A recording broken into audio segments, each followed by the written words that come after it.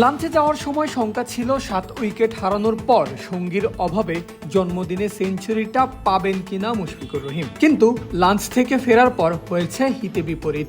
উল্টো প্রথম ওভারেই মুশফিকের স্টাম্প ভেঙেছেন শাহিন আফ্রিদি। সমাপ্তি ঘটেছে তার 71 রানের ইনিংসের। এর পরের ওভারেই বিদায় ঘণ্টা বেজেছে ইবাদত হোসেনেরও। 385 রানে 9 উইকেট হারিয়েছে বাংলাদেশ। ততক্ষণে ফাইফার তুলে নিয়েছেন পুরো ইনিংস জুড়ে দুর্দান্ত বোলিং করা মোহাম্মদ আব্বাস। তবে শেষ উইকেটে দারুণ কিছুই দেখা গেল মিরপুরে। 4 ছক্কায় তাসকিন খেললেন টি-20। তাকে যোগ্য সঙ্গ দিয়েছেন নাহিদ রানা।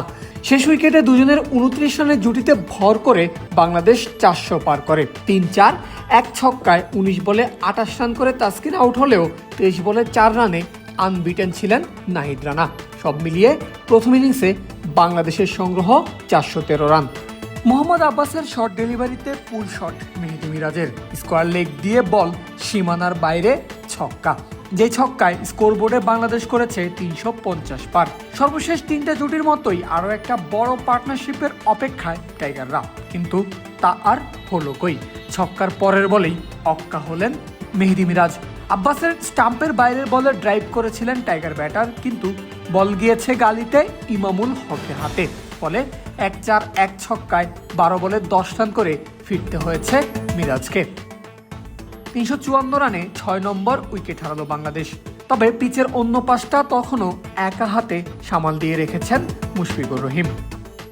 5+ স্টার রেটিং প্রাপ্ত দেশের সর্বোচ্চ বিদ্যুৎ সাশ্রয়ী ওয়ালটন এসি। স্মার্ট কমফোর্ট এখন নেক্সট লেভেলে। জন্মদিনের শুরুটা এর চেয়ে ভালো আর কিভাবে হতে পারে। 50-র অপেক্ষায় থেকে শেষ করেছিলেন প্রথম দিন। দ্বিতীয় দিনে মাঠে নামার আগে দলের সবচেয়ে জুনিয়র ক্রিকেটারের হাত থেকে কেটেছেন জন্মদিনের কেক, আর মাঠে নেমেই তুলে নিয়েছেন ক্যারিয়ারের 29তম হাফ সেঞ্চুরি। শুভ জন্মদিন মুশফিকুর রহিম। জন্মদিনের সবচেয়ে বড় উপহারটা হবে এই হাফ সেঞ্চুরিকে সেঞ্চুরিতে পরিণত করা।